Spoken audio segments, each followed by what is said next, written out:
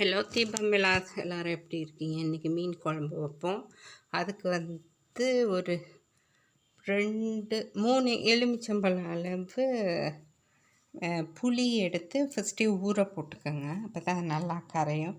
அதுக்கப்புறம் ஒரு கடாய் எடுத்து நல்லா சூடு பண்ணிவிட்டு தேங்காய் ஒரு 4 குழிக்கரண்டி ஊற்றிடுங்க. நல்லா சுடணும். இது சுத்தமான தேங்காய்.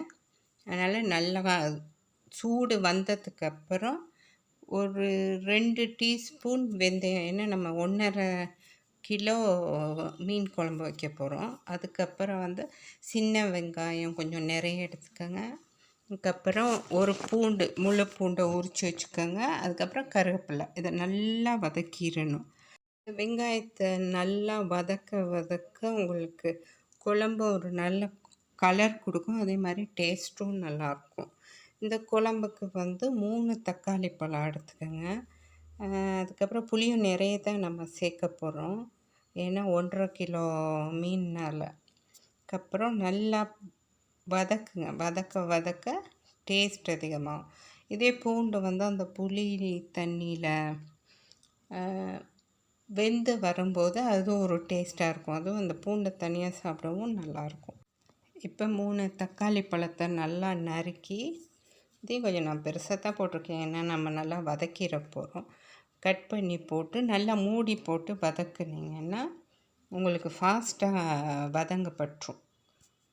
நல்லா மை மாதிரி வதக்கணும். நல்லா இது நம்ம வதக்கி செஞ்சால் தான் டேஸ்ட்டாக இருக்கும். பச்சையாக செஞ்சாலாம் அது ஒரு டேஸ்ட்டு கொடுக்காது. அந்த குழம்புக்கு கலரும் கொடுக்காது. இப்போ நல்லா வதங்கிடுச்சு. இன்னும் கொஞ்சம் வதங்கிடுச்சுன்னா போதும். இப்போ நல்லா வதங்கிடுச்சு. இதுக்கு 4 ஸ்பூன் மிளகாத்தூள், 4 ஸ்பூன் மல்லிப்பொடி 4 ஸ்பூன்னா அதில் சீரகம், சோம்பு, கட்டி மஞ்சள் எல்லாமே போட்டு ஒன்றா அரைச்சிருக்கேன்.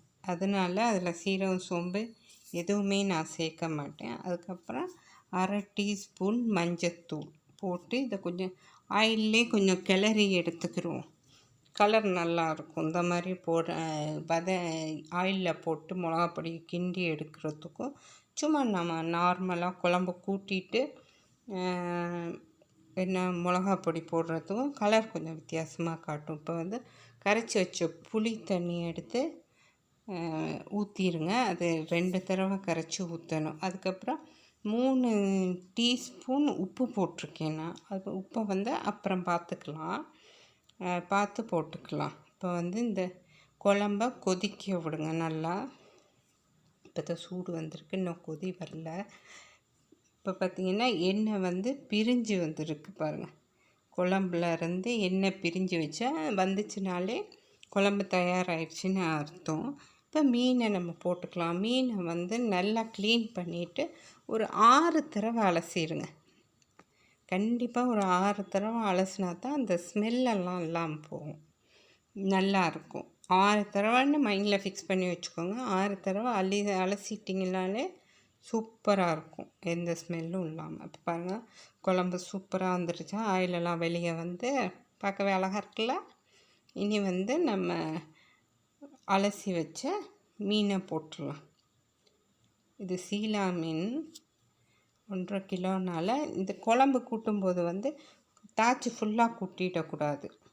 ஏன்னா மீன்லேருந்து தண்ணி வெளியே விடும். அதனால் நம்ம கடாயை பொறுத்து தான். பெரிய கடாயை எடுத்துட்டா உங்களுக்கு ஏற்ற மாதிரி போட்டுக்கோங்க. அந்த மீன் மூழ்கிற அளவில் இருந்தால் போதும். ஏன்னா மீன்லேருந்து தண்ணி வெளியே வரும். இப்போ கொஞ்சம் வெந்துருச்சு. கிளறிடாதீங்க ஃபஸ்ட்டே. கொஞ்சம் வெந்த கைக்கு தான் கிளறணும். இல்லாட்டி மீன் உடைஞ்சிரும்.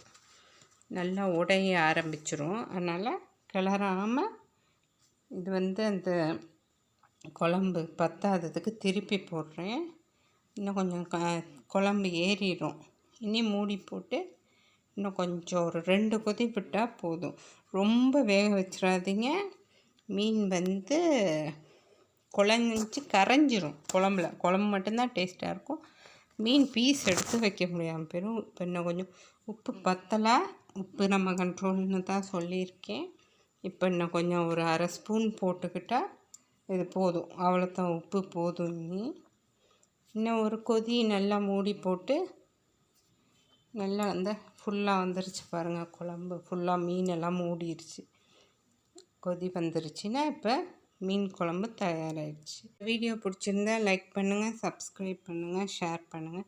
இன்னொரு வீடியோவில் சந்திக்கிறேன்.